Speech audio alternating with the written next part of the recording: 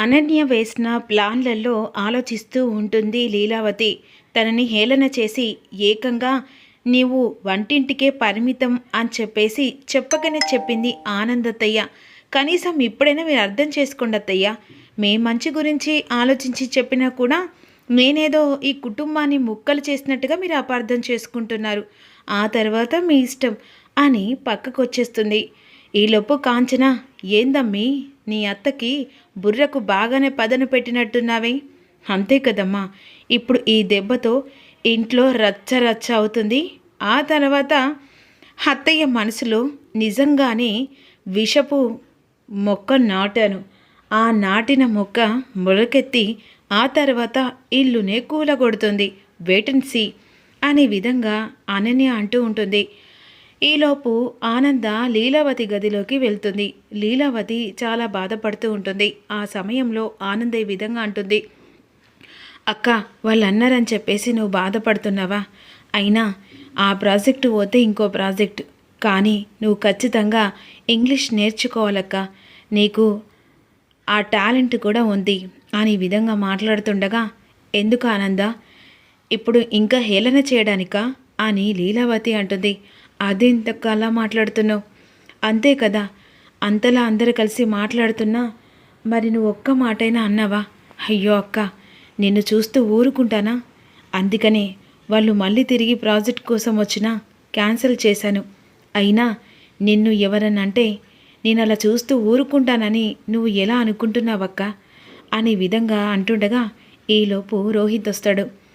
అవునమ్మా, పిన్ని ఒక్క నిమిషంలో వాళ్ళ రెస్పాండ్ కోసం అని చెప్పేసి తిరిగి మళ్ళీ వచ్చి రిక్వెస్ట్ చేస్తుండగా నిన్ను అవమానించారని ఒకే ఒక్క కారణంతో వాళ్ళు అనుకున్న ప్రాజెక్ట్ను వెంటనే క్యాన్సిల్ చేయించింది. అయినా నువ్వు ఎలాగైనా ఇంగ్లీష్ నేర్చుకోవాలమ్మా, ఖచ్చితంగా నేర్చుకుంటావు. అయ్యో, ఆ అనన్య మాటలు విని ఆనంద భైరవిని అపార్థం చేసుకున్నానే. ఛ, అది ఏసొంటిదో తెలిసి కూడా మూర్ఖురాల్లా ఇలా ఆలోచించడం ఏంటి? అయినా నా ఆనందేందో నాకు తెలియదా? దాని గురించి దాని మాటలు పట్టించుకొని ఇప్పుడు ఆ మాటలు కూడా కాస్త బాధగా అనిపించాయి. క్షమించానందా, ఏదో బాధతో. అక్క, ఆ బాధ ఎలా ఉంటుందో నాకు తెలుసు కాబట్టే నువ్వు అడిగినావు అక్క, అయినా దాని గురించి నేను ఆలోచించట్లేదు అని విధంగా అంటుండగా శకుంతల ఆనంద భైరవికి ఫోన్ చేస్తుంది. వదిన గారు అని చెప్పేసి, చెప్పండి వదిన గారు, ఎలా ఉన్నారు? బాగున్నాం వదిన గారు, ముహూర్తాలు పెట్టుకుందాం, అలాగే పెళ్ళి కూడా ఖాయం చేసుకుందామని. ఓ బేసిక్గా వదిన గారు, సరే వదిన గారు, ఇప్పుడు నేను బయలుదేరుతున్నానని చెప్పేసి శకుంతల ఆనందతో మాట్లాడుతుంది. అక్క, శుభవార్త, వాళ్ళు ముహూర్తం పెట్టుకునడానికి వస్తున్నారు. ఏంటనందా? అవునక్క అని చెప్పేసి వెంటనే శకుంతల వాళ్ళ కొడుకుని తీసుకొని దేవాన్ని తీసుకొని వస్తుంది. పంతులు గారిని తీసుకొని వస్తుంది. రండి వదిన గారు, కూర్చోండి.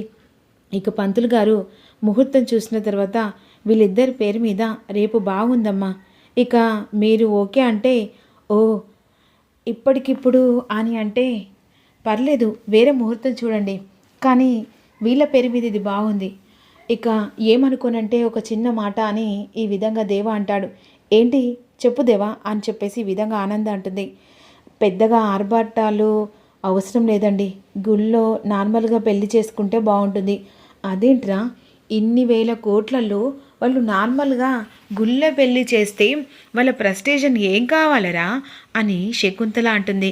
అమ్మ, ఈ ఆర్భాటాలు ఇవేం అవసరం లేదు, మనకు కావాల్సింది ఇక దామిని మన ఇంట్లో కోడలుగా అడుగు పెట్టడం.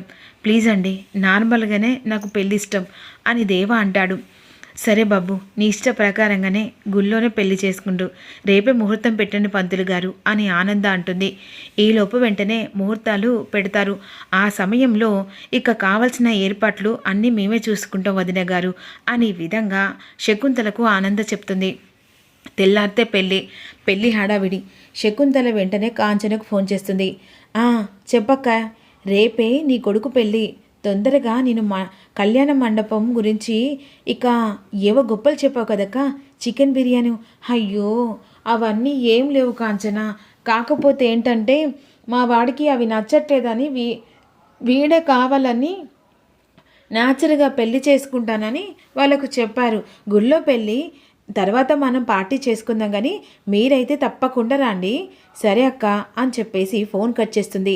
ఎలాగైనా సరే రేపు పెళ్ళికి వెళ్ళాలి అని అనుకుంటుంది. ఈలోపు వెంటనే కాంచన ఉన్ను ఇక అనన్య హాల్లోకి వచ్చేసరికి హడావిడి పడుతూ ఉంటారు. వదిన రేపు పెళ్ళి కావాల్సిన బట్టలన్నీ తీసుకోవాలి అని అంటుండగా ఏంటమ్మా హడావిడి, ఏంటి అలా చూస్తున్నావు అని చెప్పేసి శరణ్య అంటుంది. దామిని పెళ్ళి రేపే, ఇక ఎన్నో కుట్ర చేసి కుటుంబాన్ని ముక్కలు చేయాలనుకుంటున్నా వాళ్ళకే చెప్తున్నాను. పిచ్చి పిచ్చి వేషాలేసి ఏదో రకంగా మళ్ళీ పెళ్ళి ఆపు చేయాలని చేస్తే ఈసారి ఒంటి మీద ఉన్న తోలు కాస్త ఇక అత్తయ్య చెప్పులకు వస్తాయి అనే విధంగా శరణ్య మాటలకు, అంటే రేపు పెళ్ళి దామినిదా, ఎలాగైనా సరే ఈ పెళ్ళి జరగకుండా ఆపాలంతే, ఇదేంటి హఠాత్తుగా ఈ పెళ్ళి పెట్టుకున్నారు అనే విధంగా అనన్య అనుకుంటూ ఉంటుంది. ఈలోపు వెంటనే పెళ్ళి హడావిడి పొద్దున్నే అందరూ కలిసి గుడికి వెళ్దామన్న సమయానికి వెంటనే అదే సమయానికి దామిని రెడీ చేసుకొని గుడి దగ్గరికి వెళ్తారు. ఇక అదే గుడి దగ్గరికి వెళ్ళిన తర్వాత కాంచన ఈ విధంగా అంటుంది. అయ్యో అసలే మా శకుంతలక్క పిలిచింది, ఎలాగైనా సరే పెళ్ళికి వెళ్దామంటే ఇలా జరిగిందే. ఇప్పుడు ఆ పెళ్ళి ఇంపార్టెంట్ కాదు, దామిని పెళ్ళి ఆపేలా చేయాలి. సరే అమ్మి ఇక నువ్వు అంటున్నావు కదా అని ఈ విధంగా అంటుండగా అదే సమయానికి ఇక ఈ గుడి దగ్గరికి ఆనంద కుటుంబం మొత్తం వెళ్తారు. అటు ఇక శకుంతల వాళ్ళ కొడుకు అందరు కలిసి అటు కూడా వస్తారు.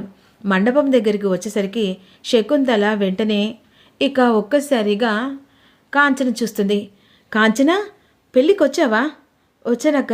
ఇదేంటి కళ్యాణ మండపం ఇలాగా ఉంది, ఇప్పుడు పెళ్ళి ఇక్కడే జరిగిపోతుంది కదా అని ఈ విధంగా అంటుండగా అదే సమయానికి ఇక కాంచన ఈ విధంగా అడుగుతుంది. గొప్ప సంబంధం అన్నావు కదా, మరి ఈ గుళ్ళు ఎందుకు చేస్తున్నావు అంటే, ఏం లేదు కాంచన, మావుడికి మామూలుగా గుళ్ళో చేసుకుందాం అన్నారు. అసలే పెద్దింటి కుటుంబం, ఆనంద భైరవి గారితో బియ్యం అందుకుంటున్నాం, ఆ మాత్రం కూడా ఇలా ఉండాలిలే, ఇక తనకు తగినట్టుగా తర్వాత లక్షలు కోట్లు విలువ చేసే అన్నీ వస్తూ ఉంటాయి అనేసరికి ఒక్కసారిగా ఫీజులు అవుట్ అయిపోతాయి. అటు ఇక పెళ్ళి ఆపడానికి కూడా వెంటనే అక్కడికి శేఖరాన్ని తీసుకొని వస్తారు. ఆనంద భైరవికి రెడ్ హ్యాండెడ్గా దొరికిపోతారని భయపడుతూ ఉంటారు. ఆ సమయంలో మిమ్మల్ని మా వదిన గారికి పరిచయం చేస్తారా కాంచన, మాకు కూడా చుట్టాలున్నారని. అమ్మో ఇప్పుడు గనక ఆనంద భైరవి మనల్ని చూశారంటే ఇక్కడే పాతాళంలో తొక్కేస్తారు అని శేఖరం అంటూ ఉంటాడు. ఇప్పుడు ఎలాగ తప్పించుకునే ప్రయత్నం లేదే, ఇప్పుడు ఈ శకుంతలక్క వదిలిపెట్టట్లేదే ఆనంద భైరవికి పరిచయం చేసేదాకా అని విధంగా అంటుండగా మండపంలో పెళ్లి కొడుక్క పెళ్లి కూతురుగా దామిని కూర్చుంటారు. పంతులు గారు మంత్రాలు చదువుతూ ఉంటారు. వదిన గారు ఇకో మా తరపున చుట్టాలు వచ్చినారు అని చెప్పేసి వెంటనే కాంచనను అనన్యను అటువైపు శేఖరాన్ని పరిచయం చేపిస్తుంది. ఒక్కసారిగా వీళ్ళ ముగ్గురు చూసి షాక్ అయిపోతుంది. ఏంటి వదిన గారు వీళ్ళు మీ చుట్టాలా? అవును, ఇక మా పెదనాన్న వాళ్ళ పెదనాన్న కూతురు వాళ్ళ ఇక యారళ్ళు కూతురు, అంటే నాకు చెల్లి వరుస అవుతుందన్నమాట అని చెప్పేసి ఇక శకుంతల చెప్తుంది. ఓహో అవునా, వీళ్ళు ముగ్గురు మీ చుట్టాలా అని చెప్పేసి ఇక అంటుండగా గుటకలు వేస్తూ ఉంటుంది. మరోవైపు శేఖరాన్ని చూసి కూడా ఒక్కసారి షాక్ అయిపోతుంది. ఇక పెళ్ళి మాత్రం ఇక్కడ జరుగుతుండగా వెంటనే సుందరానికి మెసేజ్ పెడుతూ ఉంటుంది అనన్య మెసేజ్ పెడుతుండగా ఆనంద భైరవి ఇక కోపంగా చూస్తూ ఉంటుంది. ఆ కళ్ళతోని ఎక్స్ప్రెషన్కి అనన్య వణికిపోతూ ఉంటుంది. మరేం జరుగుతుందో తెలుసుకుందాం, మిస్ కాకుండా చూడండి.